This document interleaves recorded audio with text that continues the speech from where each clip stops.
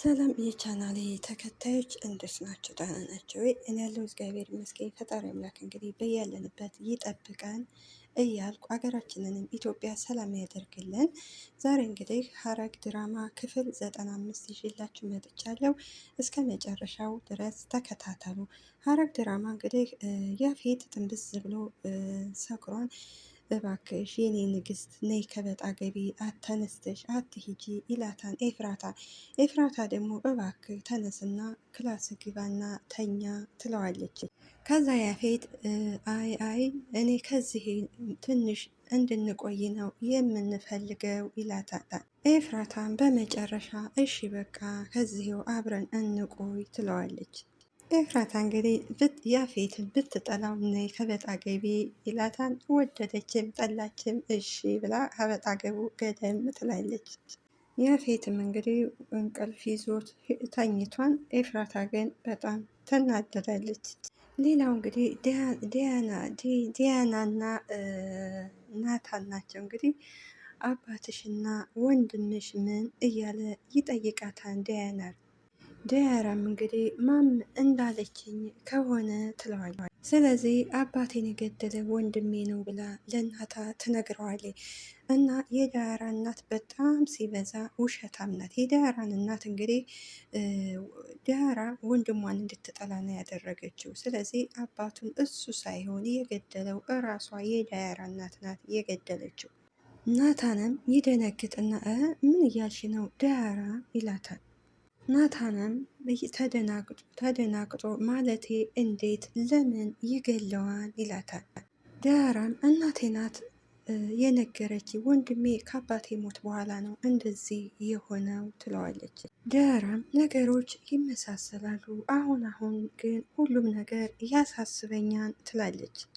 ከዛ ዳያራ ከማመጋ ሁል ጊዜ ይጣላሉ፣ ብቻ የሆነ የደበቀው ነገር አለ ትላለች። ናታንም በቃ ተይ እንደዚህ አትበይ፣ ግን ቀርበሹ መጠየቅ አለብሽ ይላታል። ስለዚህ ካወራሹ በኋላ ነው እንደዚህ ማለት የምትችይው ይላታል። እንግዲህ ናታን የዳያራ እናት በጣም አደገኛ ሴትዮ እንደሆነች ስለሚያውቅ ነው ወንድምሽን አትውቀሺ የሚላት። ዳያራም አይ እማዬ አተዋሽም በዛ ላይ ደግሞ ትክክል ናት አለች። ነገር ግን የአንዱን ጎን አይተን ሌላውን መፈረጅ የለብንም፣ ሌላውን ኃጢአተኛ ማድረግ የለብንም። ስለዚህ ዳያራ እናቷ ባለቻ መሰረት ነው የምትመራው። ስለዚህ ብዙ ጊዜ ስንጠይቀው አይመልስልንም፣ እንደውም ስናወራው ፍቃደኛ አይደለም ትላለች። ዳያራ እኔ ግን እንደዛም ሆኖ እወደዋለሁ ትላለች። ናታንም አይ ጥሩ፣ ዋናው መውደድሽ ነው፣ አሁን ግን መሽቷን ወደ ቤትሽ መሄድ አለብሽ ይላታል። እንግዲህ ናታን ወደ ቤት ይሄዳል። ሉሊት ሳሎን ላይ ቁጭ ብላ ነበር። ናታንን ስታየው በጣም ትደነግጣለች፣ ለመነሳትም ትፈልጋለች። ምክንያቱም ሉሊት ስራዋን ስለምታውቅም እና ደግሞ ያፌትም ስለነገራት። ናታን ሉሊትን ፍጥጥ ብሎ ያያታል። ሉሊትን በጣም ትደነግጣለች። ሉሊትም እንግዲህ የድራማውን ድምቀት ለምንድን ነው ደግሞ እንደዚህ ፍጥጥ ብለህ የምታየኝ ትለዋለች ናታንን። ናታንም ሉሊትን ለምን የማይሽ ይመስለኛል ይላታል። እስኪ ንገሪኝ አንድ ባንድ ምን እንደተፈጠረ ንገሪኝ ይላታል። ሉሊትም እየተንተባተበይ አይ አሁን ወደ ላይ ልወጣ ስል ነው የመጣኸው ትለዋለች። ከዛ ደናደር ብላ ስትነሳ ናታን ይጮህባትና ቁጭ በይ ሲላት ሉሊት ትደነግጥና ቁጭ ትላለች። ስለዚህ አልጨረስኩም አርፈሽ ቁጭ በይ ይላታል። ስለዚህ እንደምንነጋገር እኮ ነግሬሽ ነበረ ይላታል። ስለዚህ አሁን እንነጋገራለን ይላታል። ሉሊት ግን በጣም ደንግጣለች። ማን ነው እንደዚህ ያደረገሽ? እጅሽን ጥፍርሽን የቆረጠው ማን ነው? ንገሪኝ፣ አንድ ባንድ ንገሪኝ ይላታል።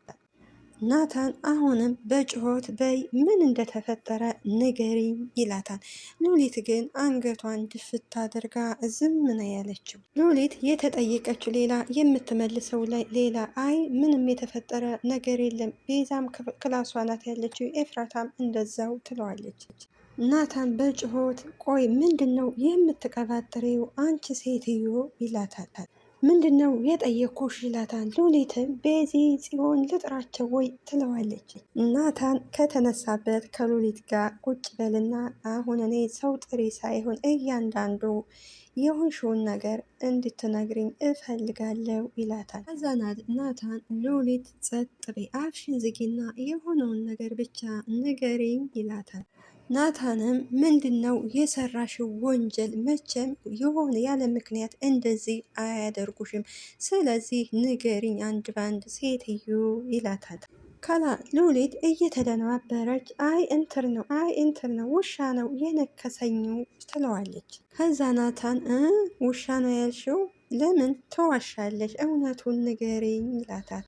ስለዚህ የሰራሽው ወንጀል ምንድን ነው? ማንም ያለ ምክንያት እንደዚህ አያደርግሽም ንገሪኝ ይላታል።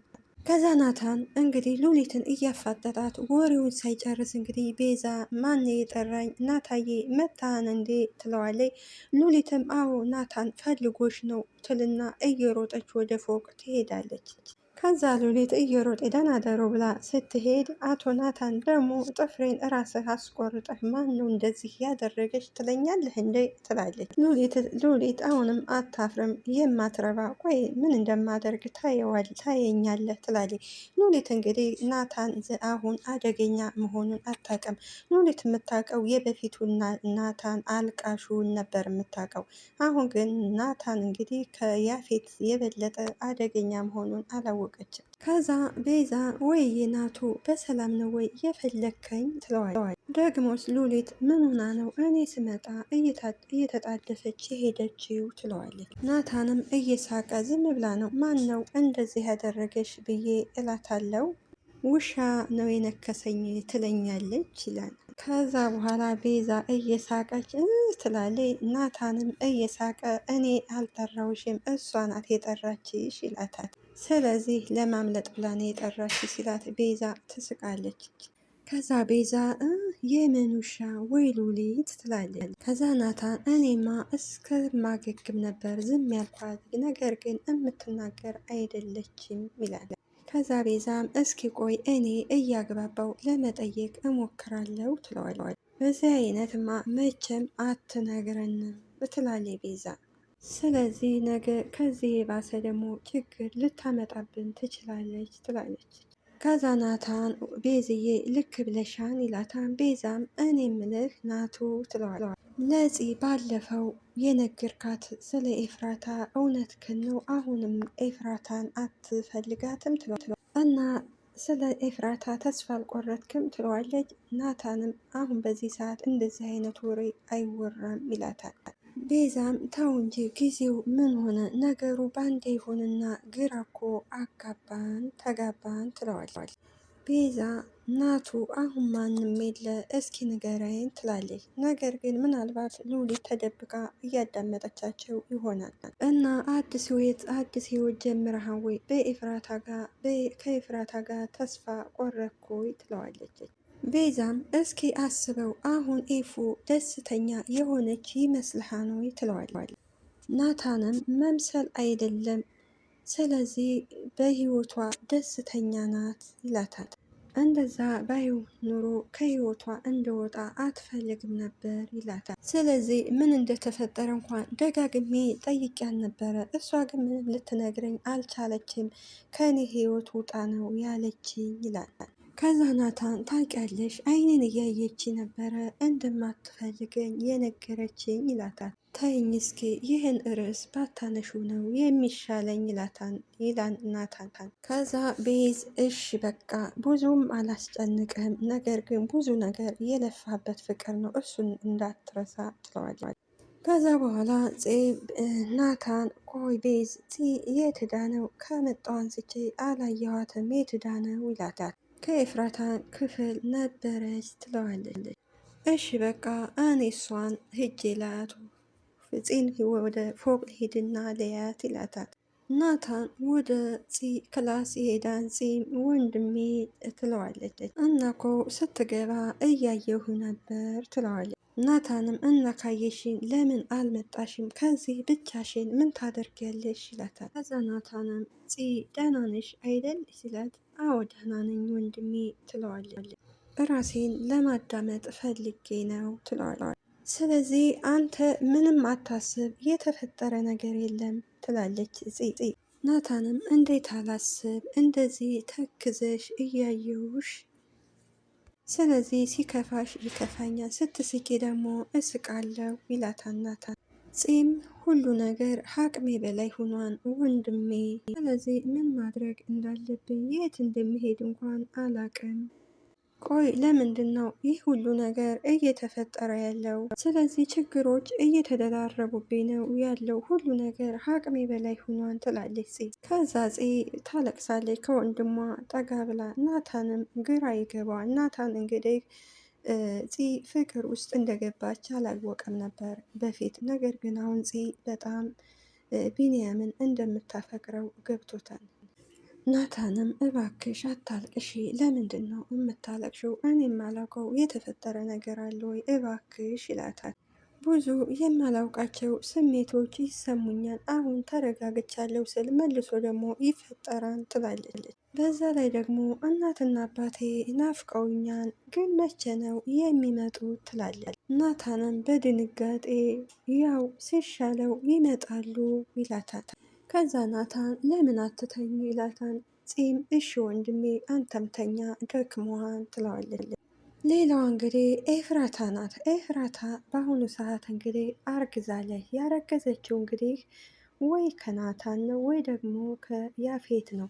እንግዲህ ኤፍራታ ከያፌት አርግዛ ከሆነ ናታን እስከ መጨረሻው ድረስ ታጠዋለች።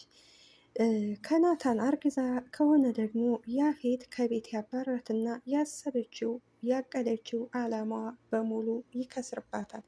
ግን ከማን እንዳረገዘች አይታወቅም። አሁን እንግዲህ የዲኤን ምርመራ አድርጋለች። ውጤቱ ገና ደግሞ አልደረሳትም። ያፌትም የኔ ንግስት ሐኪም ቤት ሄደሽ መታየት አለብሽ ወይም ደግሞ ዶክተር ይምጣና ይይሽ ቢላት፣ ኤፍራታ ደግሞ አይ አልፈልግም ደህና ነኝ ትላለች።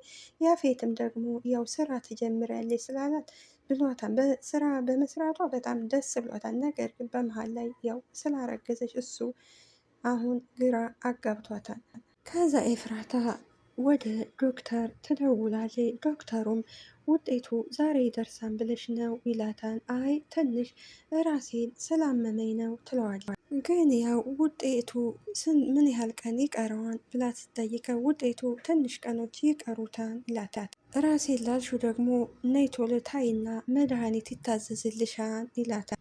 አይ ከዚሁ የሚያስፈልገኝ መድኃኒት ንገረኝና ከዚሄው ገዝቼ ልጠቀም ትለዋለች። ዶክተሩም አይ እንደዛ ሳይሆን መተሽ መታየት አለብሽ ይላታል። ኤፍራታም እሺ ትላለች። ከዛ ያፌት ወዳውኑ የኔ ንግስት አልጨረሽም ወይ? አንቺን ነው እኮ የምጠብቀው ይላታል። ኤፍራታም መጣው እሺ ጨርሻለሁ ትለዋለች። ከዛ ኤፍራታ ወደ ቤዛ ስልክ ትደውላለች። ቤዛም ኤፍዬ እንድታደር ትላታለች። ደህና ነኝ ቤዛ እንድታደር ትላታለች። እንደውም ዛሬ እኮ አገኝሻለሁ እያልኩ ፈልጌ ነበር ትላታለች። ኤፍራታም አይ ዛሬ እንኳን አይመቸኝም ትላታለች። ከዛ ኤፍራታ ይቅርታ ቤዝዬ ዛሬ እንኳን የሚመቸኝ አይመስለኝም ትላታለች። ቤዛም የምን ይቅርታ ነው ችግር የለውም ሌላ ጊዜ እንገናኛለን ትላታለች። እና ላንቺ መውጣት ምን ያህል ከባድ እንደሆን አውቃለሁ ትላለች ቤዛ። ኤፍራታም አይ እንደዛ ሳይሆን ያፌት ዛሬ ስራ ትጀምሪያለሽ ብሎኛል ትላለች። ቤዛም እንዴ የምን ስራ ነው የምትጀምሪው ትላታለች። እና ያው ከቤት ከመውል ብዬ ስራ እንዲሰጠኝ ጠይቄው ነበረ እና ዛሬ ስራ እንድትጀምሪ ትጀምሪያለሽ ብሎኛል ትላታለች። ከዛ ቤዛ ትደናገርና አይ ይህ እንኳን በሰላም አይመስለኝም እባክሽ ኤፉ ራስሽን ጠብቂ ትላታለች። ኤፍራታም አታስቢ ራሴን እጠብቃለሁ ትላታለች። ከዛ ግን እናንተ ቤት ውስጥ ደህና ናችሁ ወይ ትላለች ኤፍራታ። ቤዛም አታስቢ እኛ ሁላችንም ደህና ነን ትላለች። ቤዛ ትጨነቃለች። ግን ምን አስቦ ነው ስራ ትጀምሪያለሽ ያላት ትላለች። ሌላዋ እንግዲህ ፂ ነች። ፂ እንግዲህ አቤላን ለመበቀል እንግዲህ ከዳጊ ጋር አብራ ሂዳለች። ዳጊም ፂ ጋር መገናኘት ስለሚፈልግ ሊወጣ ስለሆነ ወደ ውጭ ሊወጣ ሲል ገንዬ ዳጊ ትለዋለች። ዳጊም አቤት እናቴ ይላታል። ግን ገኒ ለምትናገረው ነገር ስላለ መናገር ስላልቻለች አይዞሽ እማዬ አሁን ቶሎ ብዬ እመለሳለሁ አትሰቢ ብሏት ጥሏት ይሄዳል። ዳጊና ፂ ከተቀጣጠሩበት ይገናኛሉ። መጣህ ማንም ሰው እንዳልተከተለ ተስፋ አድርጋለሁ ትለዋለች ዳጊ። ዳጊም ማንም አልተከተለኝም በጥንቃቄ ነው የመጣሁት ይላል። ፎቶ ያሳያታል። ልጅቱ ይች ናት ይላታል። ፂም ግን ፈቃደኛ ናት አይደል ትላለች። ዳጊም አዎ ፈቃደኛ ናት፣ እንደውም ከመምጣቴ በፊት ደውዬላት አውርቻታለሁ ይላል። ዛፄም ስማይ ዳጊ በአሁኑ ግን አንድ ስህተት መስራት የለብንም አለበለዚያ ግን ያልቅብናል ያልቅልን። ስለዚህ በአሁኑ ሰዓት ከሰራን ያልቅልን እንግዲህ ያልቅልናን ያለችው እንግዲህ አሁን ዳጊ ማን ያኔ አቤላ እንግዲህ ከያዛቸው ያው ሁለቱንም ስለማይለቃቸው ነው። ዳጊም አያሳስብሽ ምንም አይፈጠርም ይላታል።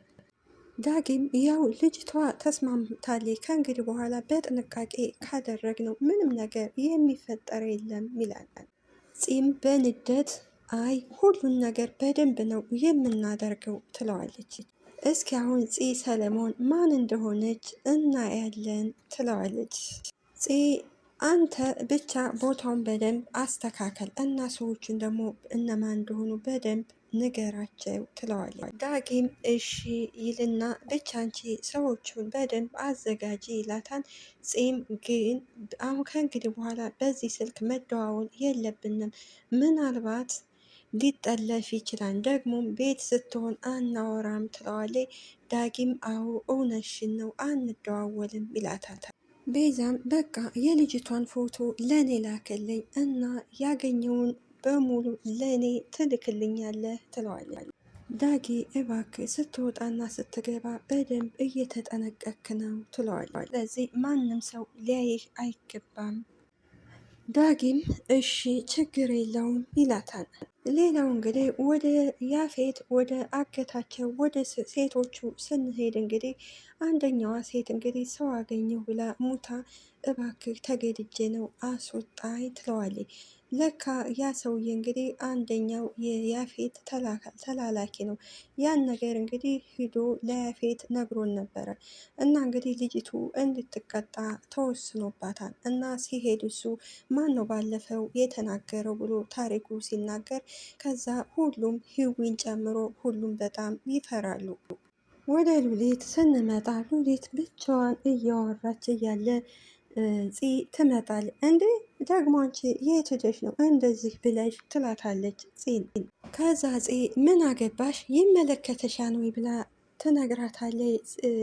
ቤዛ ማናትች ሉሊትም ለምን አይመለከተኝም እንደዚህ ብለሽ እየወጣሽ ምን ነገር እንደምታመጭብን እናውቃለን ትላታለች። እንዴት ችግርስ ብታመጭብን ትላለች ሉሊት እየጮኸኝ። ከዛ ፂ አንቺ ምን አልሽ ትላታለች በንድድ። ማን ነው ችግር የሚፈጥረው ትላታለች። ከዛ ፂ በጭሆት ማን ነው ችግር የሚፈጥረው ተናገሪ ትላታለች። ሉሊትም እንግዲህ እየተንቀለቀለኝ ማን ይመስልሻል አንቺ ነሻ ችግር የምትፈጥሪው ትላታለች። ፍቅር ያዘኝ ትያለሽ ስትፈልጊ ደግሞ እረሳው ትያለሽ ትላታለች። ፂ ታዛ በድንገት በንደት አንቺ ሴትዮ ዝም በይ ብላ ሉሊትን ታንቃታለች።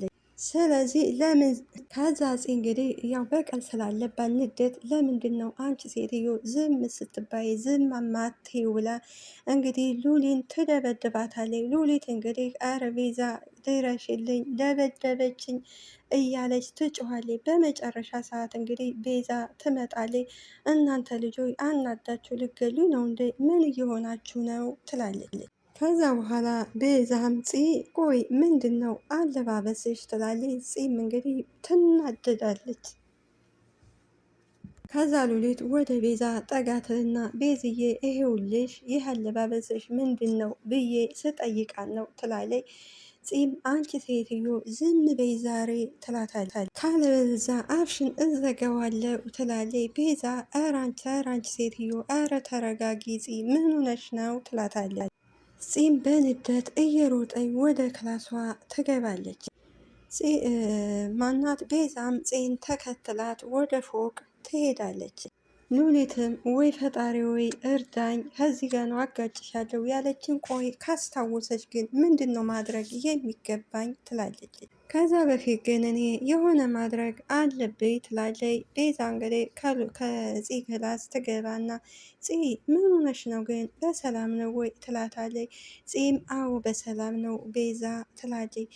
ከዛ ግን የሆነ የምትደብቂ ነገር አለ እኔ እኮ አውቅሻለሁ ብዬ ነበር ጓደኛዬ ነሽ ብዬ ነበር አንቺ ግን ጥሩ አይደለሽም ሁሉን ነገር ደብቀሽኛን ትላታለች። ቤዛ ፂን በጣም እንደማውቅሽ ነበር እኔ የማውቀው ነገር ግን ትክክል አይደለውም ትላታለች። ፂም እስኪ ተረጋጊ ሁሉ ነገር ከተስተካከለ በኋላ እነግርሻለሁ ትላታለች። ቤዛ መቼ ነው የምትነግሪ? ሁሌ እነግርሻለሁ ትይኛለሽ፣ ነገር ግን አሁን በቃሽ ይሁንልሽ፣ አንድ ቀን ስታስታውሽ ሁሉን ነገር እኔ ጓደኛሽ እንደሆንኩኝ ታውቂያለሽ ትላታለች። ከዛ በኋላ ኧረ ቤዝ ተረጋጊ፣ እኔ እኮ እናንተን ላለማስጨነቅ ነው ትላታለች። የዛሬው ከዚህ ጋር ያበቃል።